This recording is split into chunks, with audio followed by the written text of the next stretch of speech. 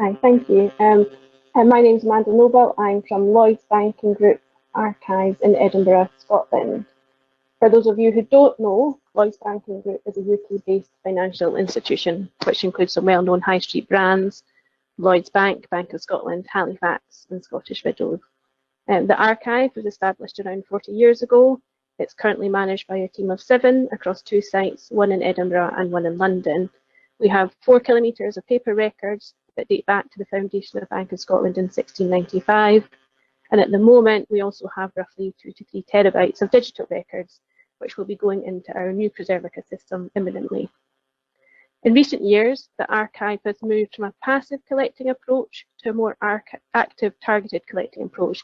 We look both at the types of records we've created in the past and establish if they or something similar is still being created today, and we look for new record types being created and make arrangements to ensure all these records with regulatory, legal value and historical value are transferred to us. In terms of the records being created around coronavirus, we knew immediately that we would want to collect these. We are responsible for the group's corporate memory. We want to capture key decisions and strategy developments, and we also want to capture the culture, the identity and the values of the business and its colleagues. COVID-19 gives us a unique opportunity to capture all of this in the group's response to the current unprecedented situation. We have identified 5 areas for collection: governance, guidance, communications, personal stories, and the group's societal response. The first challenge for us was to establish where the governance records were actually being created. Clearly, decisions were being made and communicated very quickly. The first guidance notes to staff, I think, were issued on the 4th of March, but we didn't know who was responsible for them. In our case, it was actually group incident management. They're chairing various levels of response meetings and creating minutes and papers for these. We've now flagged that these records should come to group archives for review when they're no longer actively required. And I'll follow up on these in a couple of months when things have hopefully quietened down.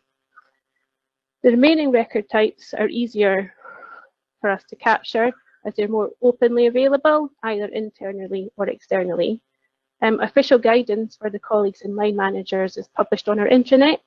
This includes general guidance for all colleagues on travel or working from home, and also more specific guidance on product and process changes. So we're trying to capture all of this.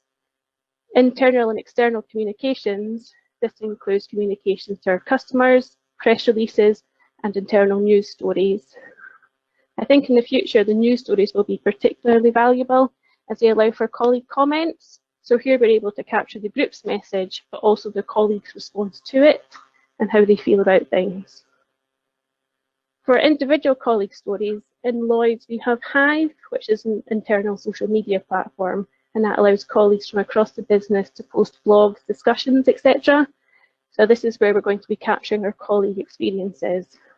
For example, a colleague has written a diary on her experience of helping build and distribute 1,600 laptops, which will help allow other colleagues to work from home. And also the Inclusion and Diversity Network have created a series of vlogs where colleagues share different perspectives of life in lockdown and how they're adapting to it.